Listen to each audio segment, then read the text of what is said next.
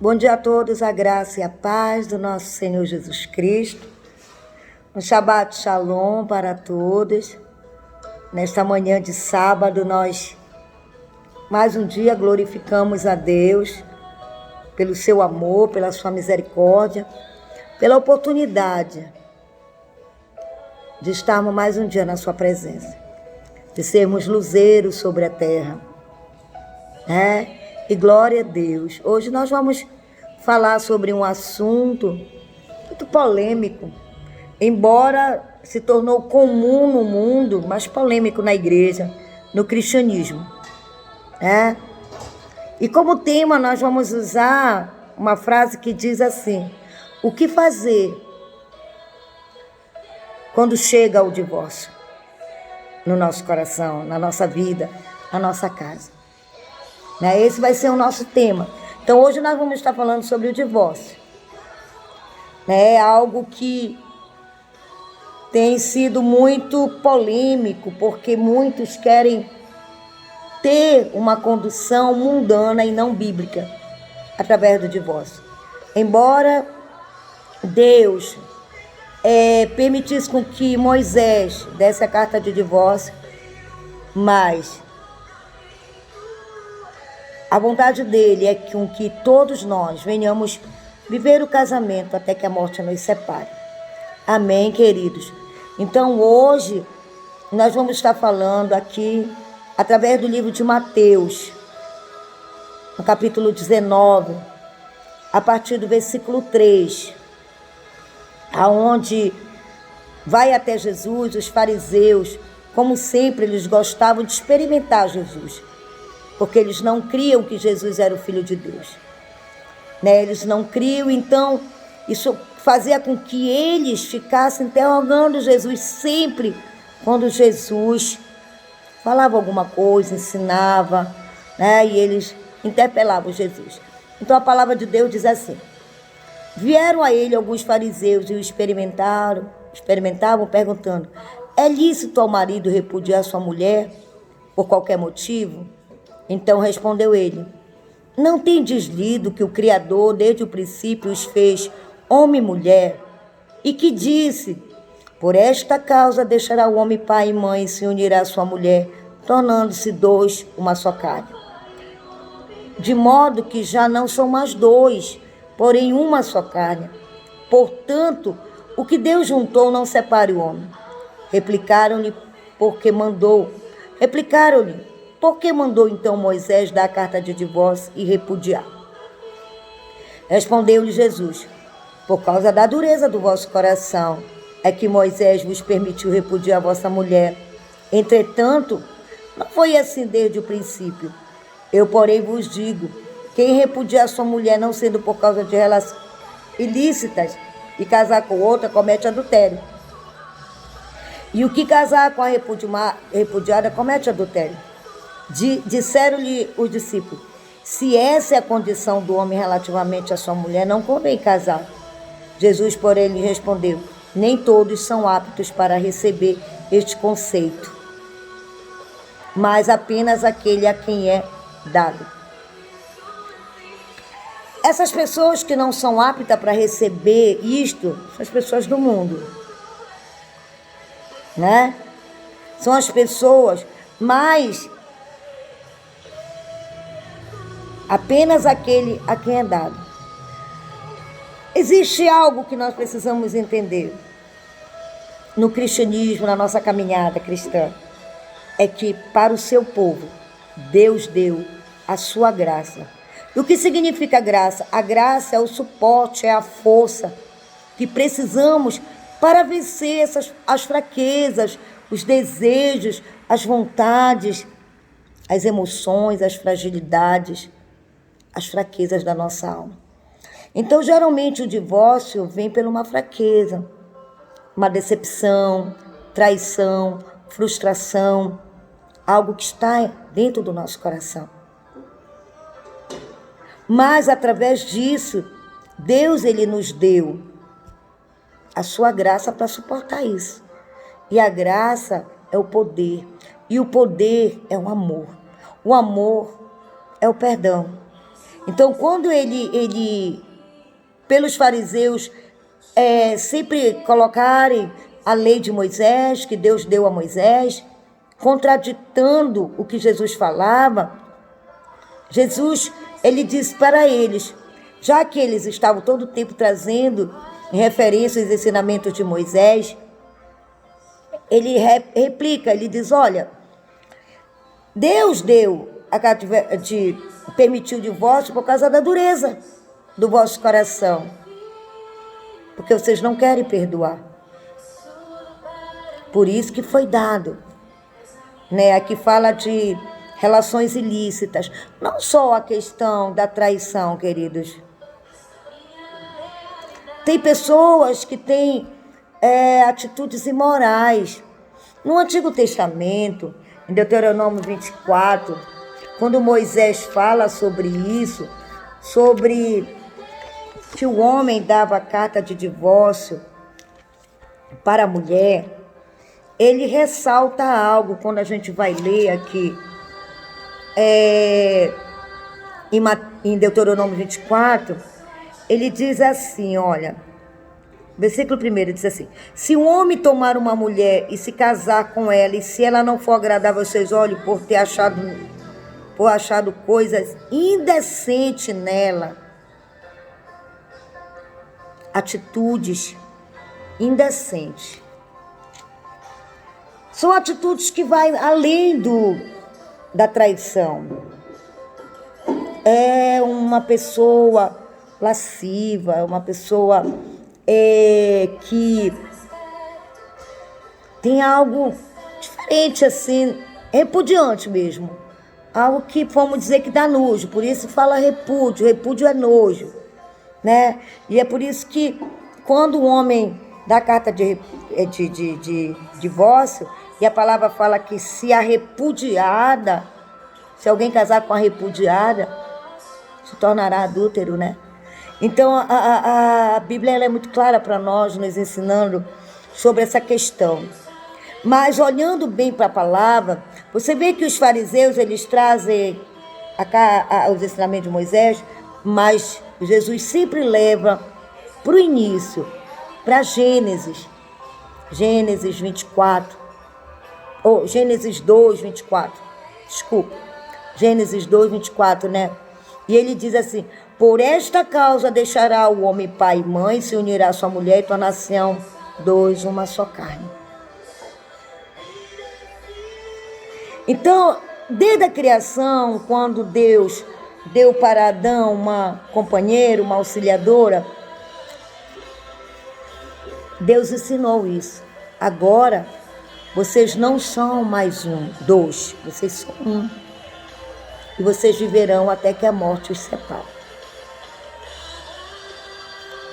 Hoje, para nós, como para o mundo, se tornou muito comum, primeiro casamento, segundo casamento, terceiro casamento, essa facilidade também entrou na igreja.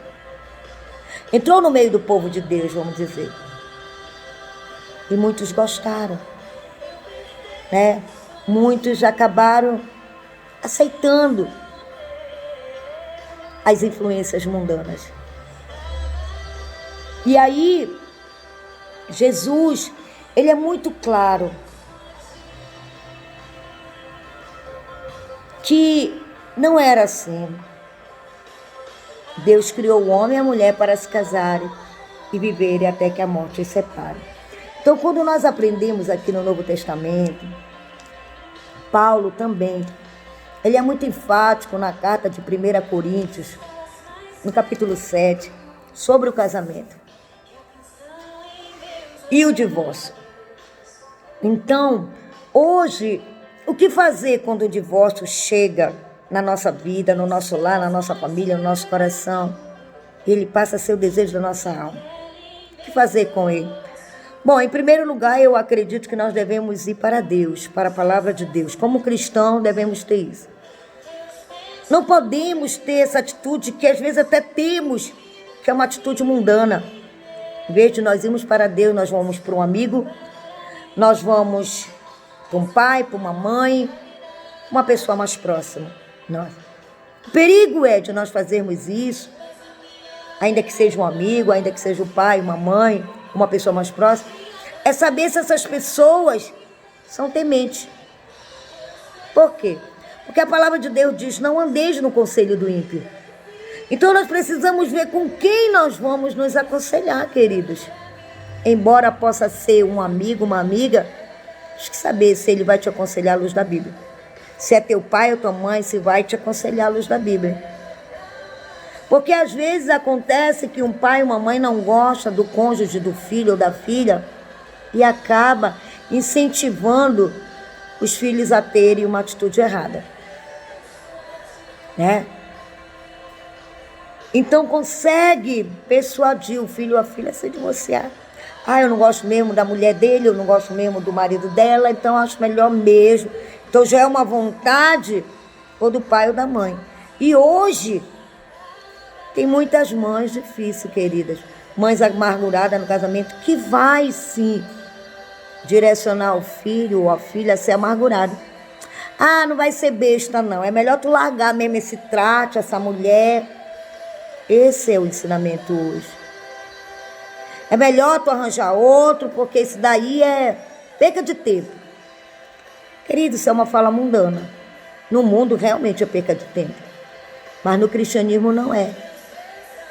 Porque se Deus, através de Jesus, transformou água em vinho, será que Ele não tem poder para transformar o coração do cônjuge? Precisamos entender e viver na fé, né? O divórcio é algo que é constrangedor para muitos. É constrangedor para que eu venha falar para vocês sobre divórcio, porque eu sou divorciada, né?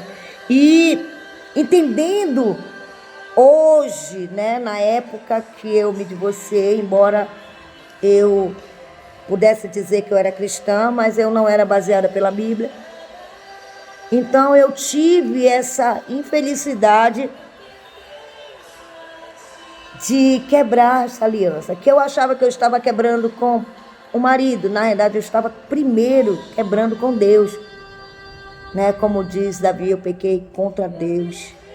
O nosso pecado, quando transgredimos o ensinamento de Deus, a lei de Deus, primeiramente contra Deus, não é contra a pessoa que nós achamos que é.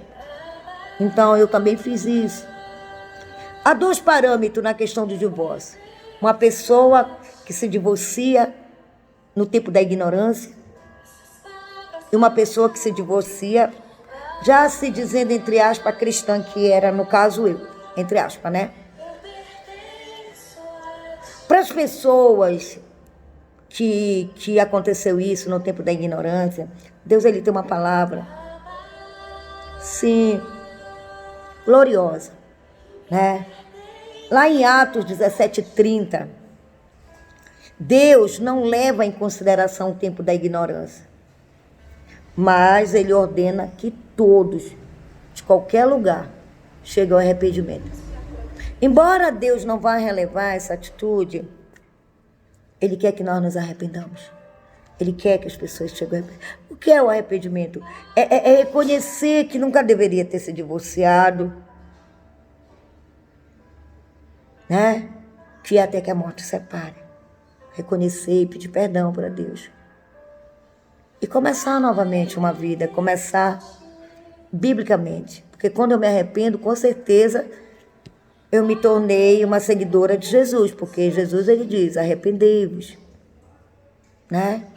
Pois é chegado o reino de Deus. Então, quando o reino de Deus chega no nosso coração, com certeza nós temos que nos arrepender dos nossos pecados, de todos, inclusive do divórcio. Então, no tempo da ignorância, Deus não leva. Agora, eu, como me dizia cristã, não que eu não tenha uma palavra também de conforto para mim, tem, mas quando eu me torno cristã, o meu caminho já é diferente, né? E essa diferença nós vamos encontrar aqui em 1 Coríntios 7, quando Paulo fala sobre casamento e divórcio.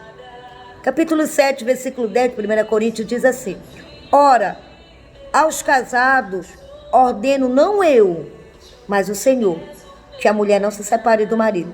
Se, porém, ela vier separar-se, que não case, ou que se reconcilie com seu marido.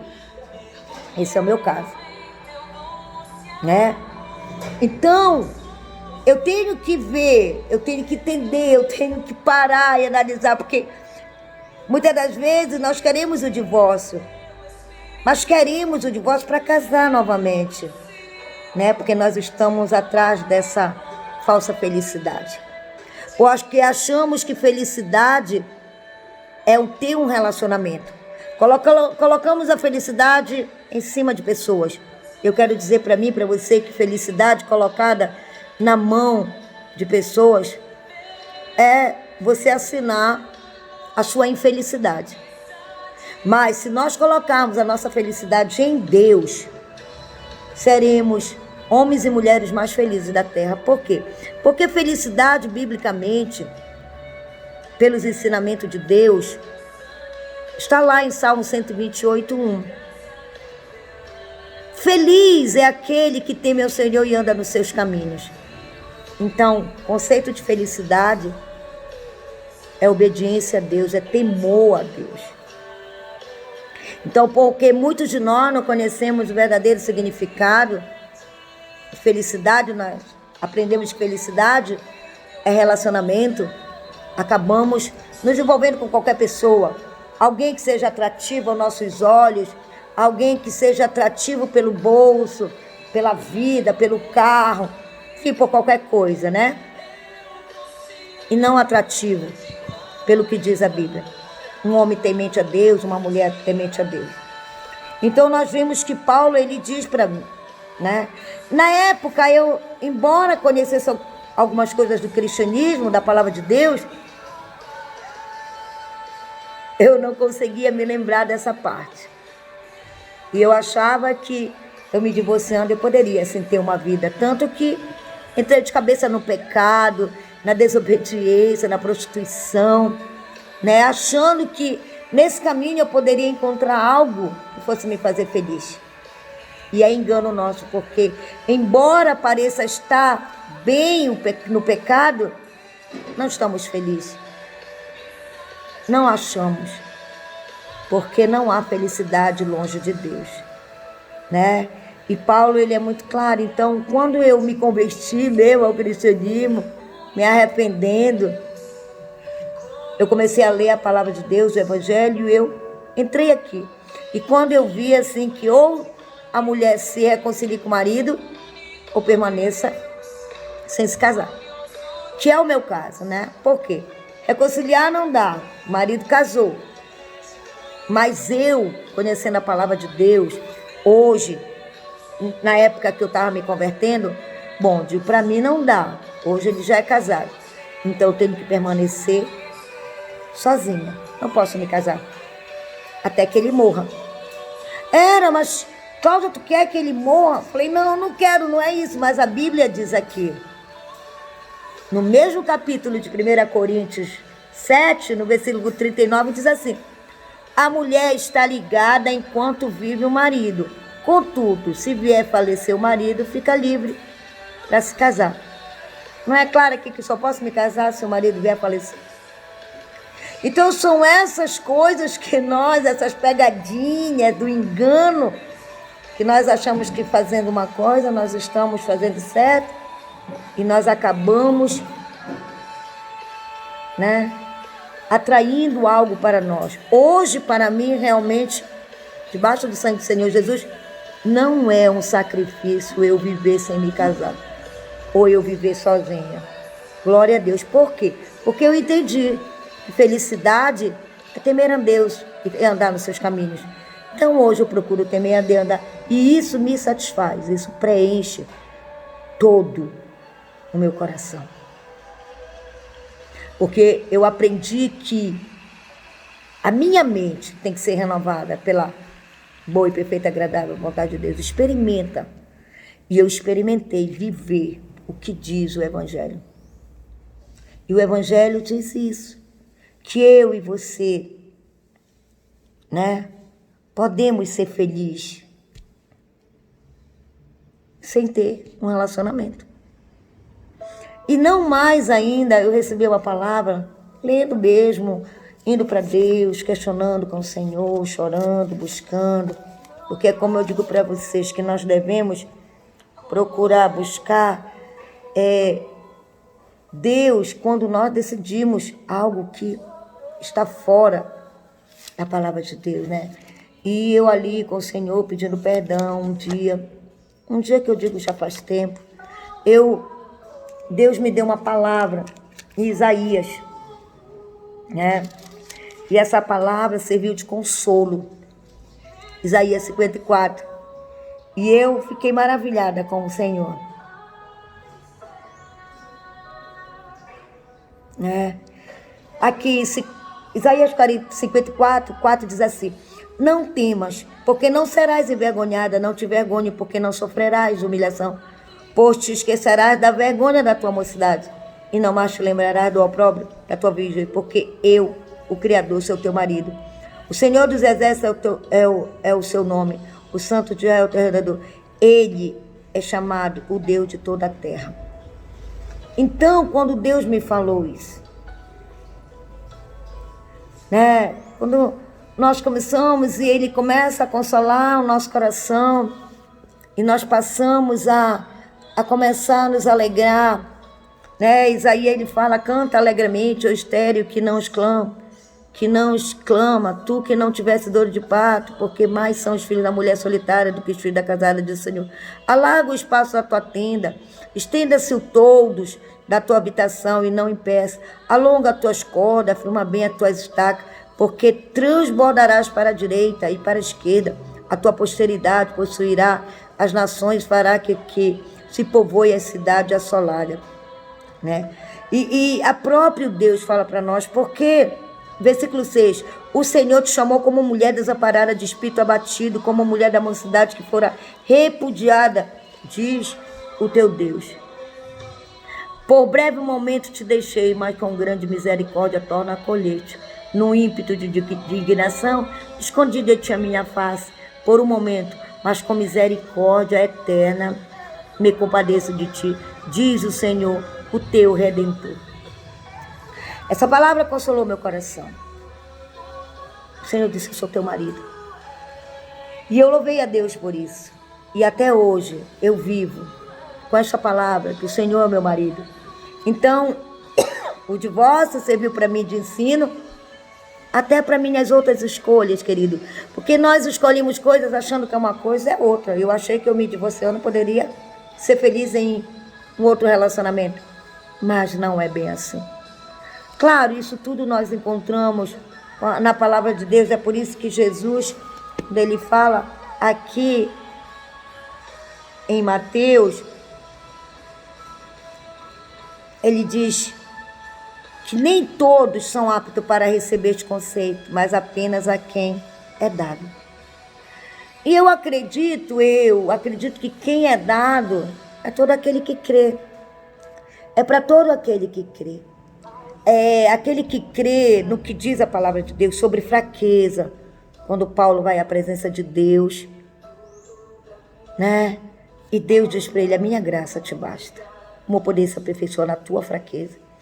Então, a fraqueza da minha alma, a graça de Deus hoje me basta.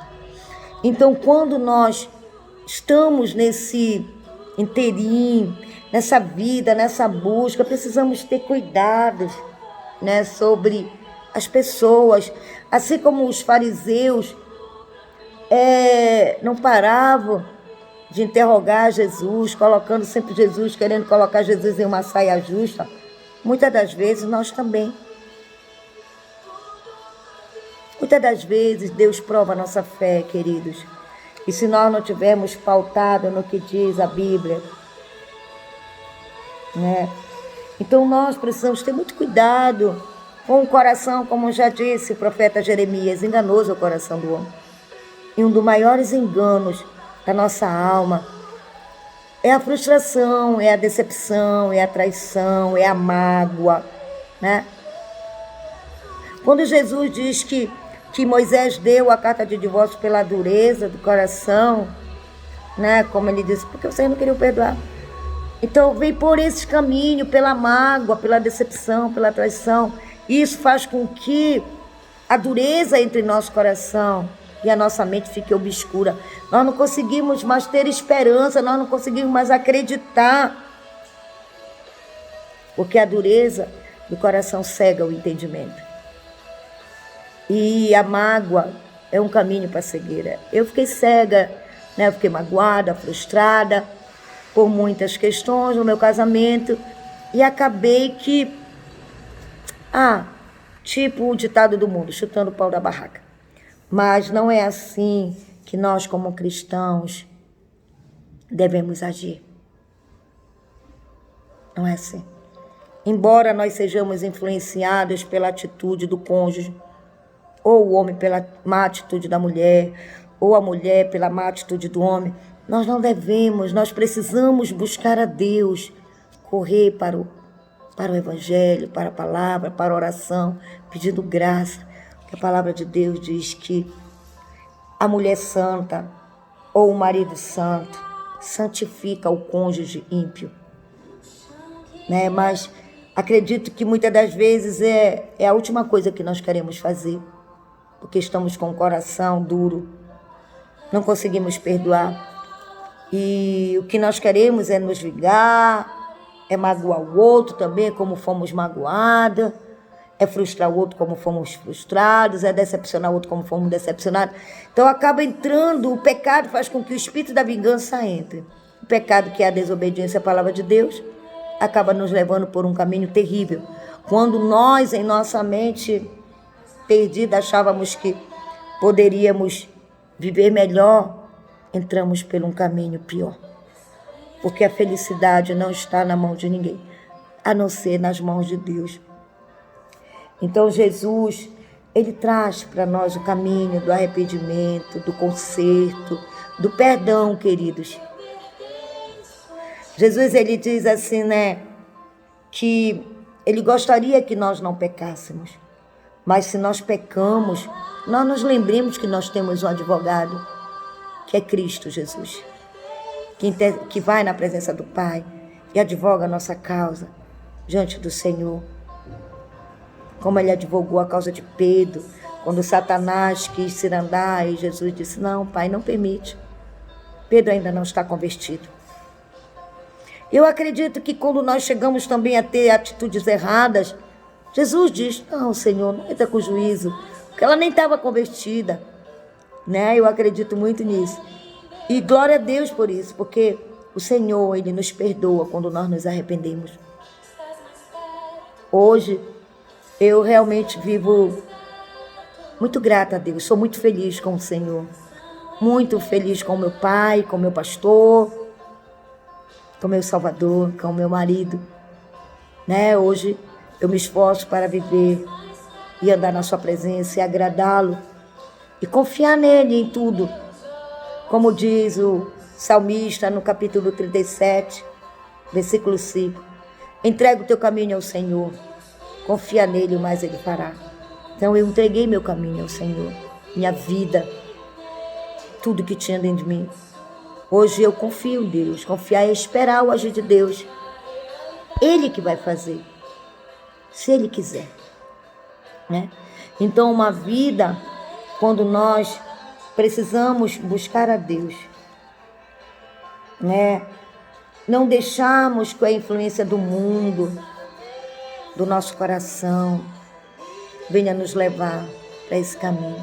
Tenha cuidado com esses falsos ensinos. O falso mestre usa muito o coração, querido. E muitos de nós, porque vem de um pregador, quando ele fala do coração, a gente fica esquecendo o que já dizia o profeta Jeremias. Enganoso é o coração do homem. E ele vive desesperadamente pronto para pecar. Então o falso mestre, ele usa muito coração, sonhos, desejos. E o verdadeiro ensino fala da mente. A mente renovada, ela experimenta viver a vontade de Deus. E a vontade de Deus é com que eu e você vivamos pela palavra dele. Mas eu já estou velha, já conheci Deus assim.